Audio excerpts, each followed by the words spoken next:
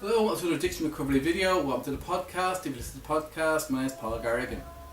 And I'm sorry there's a lot of background noise today. There's a festival here in Thailand, and so it's lots of people singing. But hopefully you can hear me okay.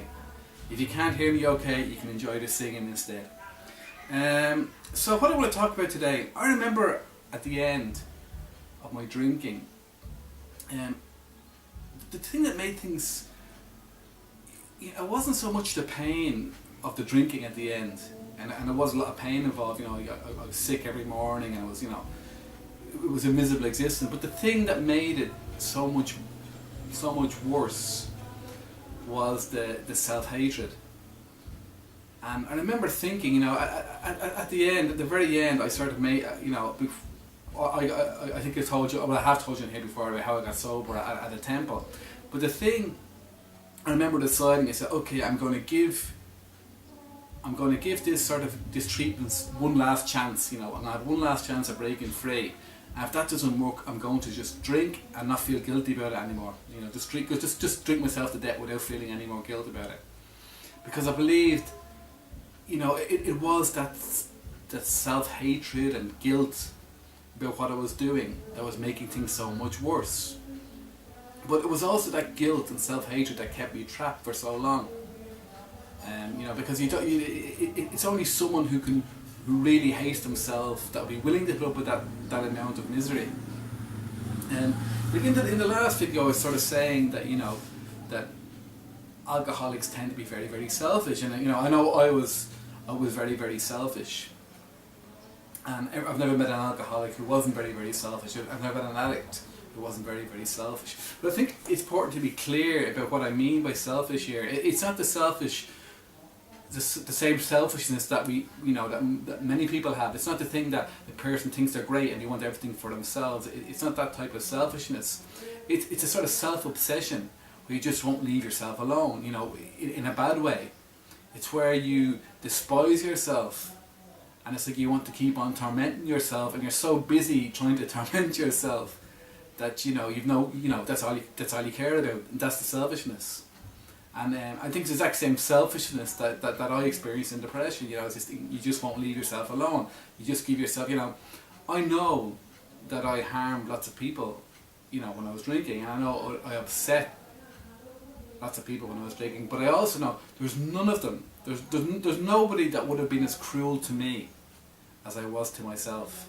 The person, no matter how much people hated me, there was nobody that was going to be as cruel to me as I was to myself. And I was a vicious bastard to myself. I really, really was. And I believe most alcoholics are. Because I speak to these people, like regularly, and it reminds me of how I was. And you just sort of say, why don't you just give yourself a break? Why are you so hard on yourself? Because this sort of self-punishment, this self-hatred, maybe if it motivated us to do some good, it wouldn't be so bad. But it doesn't. The self-hatred is part of the addiction, or it's part of this whole thing.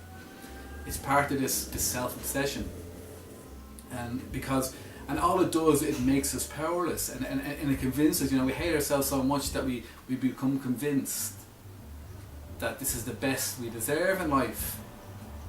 That this is the best we can do.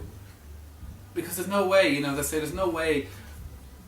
The life of a drunk is very, very limited. But it's sort of. But the only way you'd be willing to put up with it is if you believed it's what you deserve. And so the key to escaping all that nonsense is to stop with the self-hatred and to just believe that you deserve more. And the way that happened for me was I was very I understand how hard it can be for people, because I think in some ways I had lots of luck. During the end of my addiction, I had I started experimenting with really. I was meditating since my early teens, but I started meditating a lot more intensively, and I went and I got sober to go on meditation retreats, and during that time, it allowed me to experience a new freedom of mind. So I discovered it was going to be possible for me to experience something so much better than what I had. And I think, and I do feel sorry for a lot of people that they may not have had that experience, that they may not know that there's something so much better out there for them. And because, the self-hatred isn't going to let you see that, And, so it sort of has to be maybe sort of taking a leap of faith, or trying to sort of experience something, beyond, because, we can give ourselves such a hard time. And if only sometimes we could sort of see, well, how would, if we try to imagine ourselves like what we would say to a close friend, because what we would say to a close friend, it would be so much more helpful than what we say to ourselves when we're caught up in addiction, because we just torture ourselves, and it becomes a form of mental cruelty. And it's never going to that sort of level of abuse. It's self-abuse. That level of self-abuse, and that's why alcohol is a form. It's sometimes called a form of self-harm, because it is self-harm, and that the thinking that goes with it is part of the self-harm.